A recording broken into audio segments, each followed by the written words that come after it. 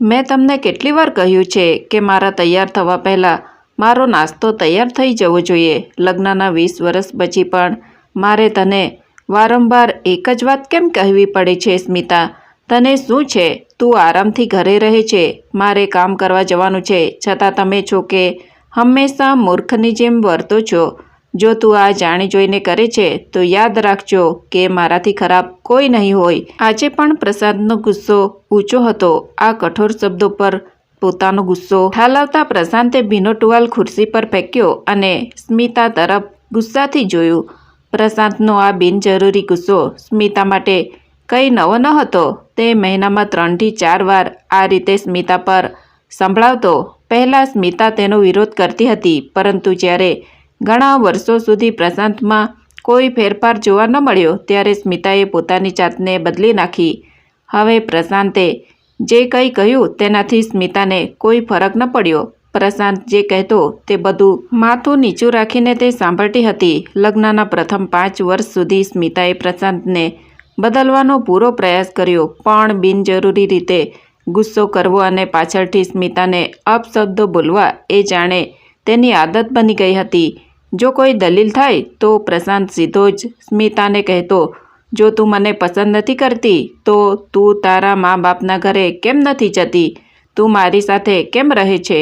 આ બધું થવા છતાં સ્મિતા પ્રશાંત સાથે રહેતી હતી, કારણ કે તેને તેની દીકરીની ચિંતા હતી અને તે તેના વૃદ્ધ માતા પિતાને તકલીફ આપવા માંગતી નથી. સમાજ અને લોકો શું કહેશે તેનો પણ તેને ડર હતો. તે એટલી શિક્ષિત પણ ન હતી કે પોતે જઈને નોકરી કરી શકે અને પોતાનું અને તેની પુત્રીનું ભરણ પોષણ કરી શકે. સ્મિતાને હવે પોતાની ચિંતા ન હતી, તેને ફક્ત તેની પુત્રીની ચિંતા હતી, જે લગ્નને લાયક થઈ ગઈ હતી. સ્મિતા ન હતી ઈચ્છતી કે કાવ્યા પતિ પત્ની વચ્ચેની લડાઈને કારણે પરેશાન થાય. કાવ્યાએ પોતાનો અભ્યાસ પૂરો કરી લીધો હતો અને હવે તેના માટે લગ્નના પ્રસ્તાવ આવી રહ્યા હતા. કાવ્યાએ ઘણા સંબંધોને ફગાવી દીધા હતા. 2-3 મહિના પછી સારો સંબંધ આવ્યો.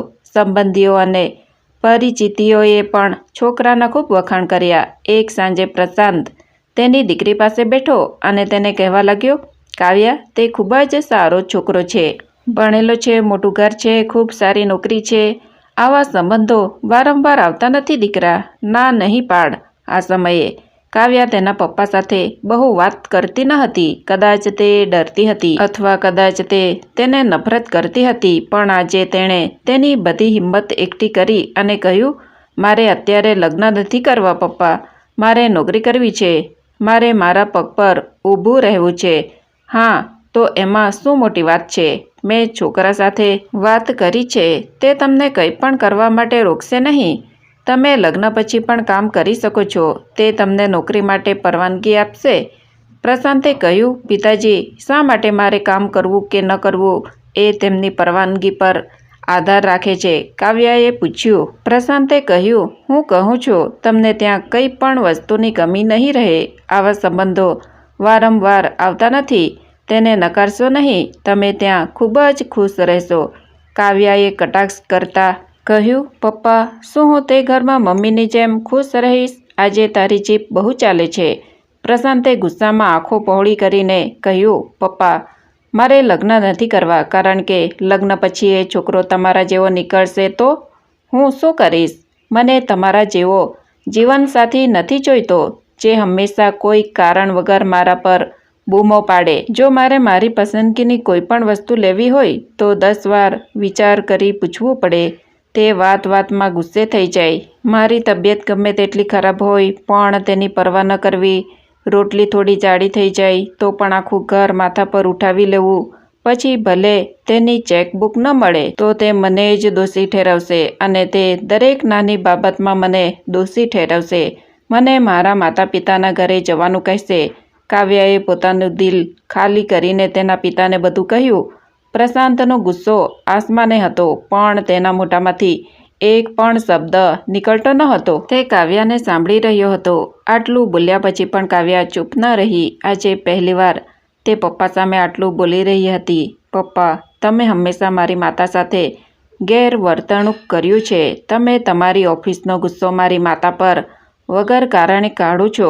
ક્યારેય તેના વિશે વિચાર્યું છે? તમને તેની પરવા પણ નથી કે તે કેવું અનુભવે છે. તમારું સાંભળીને માતાએ તેનું આત્મસન્માન ગુમાવ્યું છે. આજે પહેલીવાર પ્રશાંતને તેના વર્તનનો અહેસાસ થયો અને માત્ર એટલું જ કહી શક્યો, તારે જે કરવું હોય તે કર, હું બહુ ખરાબ છું. કાવ્યાએ પ્રશાંતનો હાથ પકડીને કહ્યું, પપ્પા, મને એક જ પ્રશ્નનો જવાબ આપો. શું તમે ઈચ્છો છો કે મારા પતિ તમારા જેવા રહે? જો તમારો જવાબ હા હોય તો આજે જ મારા લગ્ન નક્કી કરી લો, અને જો ના હોય તો હું આત્મનિર્ભર બનવા માંગુ છું. પ્રશાંત કંઈ બોલી ન શક્યો અને ચૂપચાપ ત્યાંથી નીકળી ગયો. આજે તે સ્મિતા સામે સંકોચ અનુભવી રહ્યો હતો. ચાલતી વખતે તેની આંખમાંથી આંસુ વહી રહ્યા હતા. પ્રશાંતે આજથી પોતાને બદલવાનું નક્કી કર્યું. બીજા દિવસથી સ્મિતાએ તેના પતિમાં ઘણો બદલાવ જોયો. તે વિચારવા લાગી કે કાવ્યાએ જે હિંમત અગાઉ બતાવી છે તે જો મેં બતાવી હોત તો કદાચ આજે પરિસ્થિતિ જુદી હોત. હવે કાવ્યા ભણીને સારી નોકરી કરવા લાગી હતી અને 3 વર્ષ પછી તેના માટે સારો સંબંધ આવ્યો અને તેની વિદાય વખતે પ્રશાંતે કહ્યું, દીકરા, તું હંમેશા ખુશ રહેશે કારણ કે તારો પતિ તારા પિતા જેવો નથી. પ્રશાંતના આ શબ્દો સાંભળીને સ્મિતા અને કાવ્યાની આંખોમાંથી આંસુ વહેવા લાગ્યા.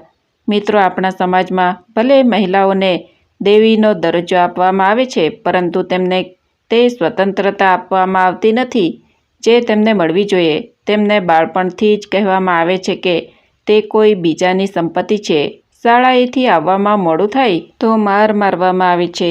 જો કોઈ વ્યક્તિ સાથે મોબાઈલ ફોન પર વાત કરતી જોવા મળે અથવા બારી બહાર ડોકિયું કરતી જોવા મળે તો શંકા જાગે છે.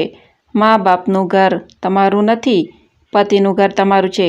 આ વાત તેમને જીવનભર કહેવામાં આવે છે અને તેમના સાસરે મોકલવામાં આવે છે, અને એક દિવસ કોઈ નાની તકરારના કારણે તેમને સાસરિયાઓ તરફથી એવું સાંભળવું પડે છે કે આ ઘર છોડીને તેમના માતા પિતાના ઘરે જવું પડશે. હવે તમે જ કહો મિત્રો, આવી સ્ત્રીઓનું સાચું ઘર કયું છે? છેવટે તેણે કયું ઘર પોતાનું કહેવું જોઈએ? મિત્રો, તમને આ સ્ટોરી પસંદ આવી હોય તો પ્લીઝ મારા વિડીયોને લાઇક, શેર અને ચેનલને સબસ્ક્રાઈબ કરી બેલ આઇકન દબાવવાનું ભૂલતા નહીં, જેથી કરીને આવનારી વિડીયોની માહિતી તમારી સુધી પહોંચી શકે. સાંભળવા માટે ધન્યવાદ.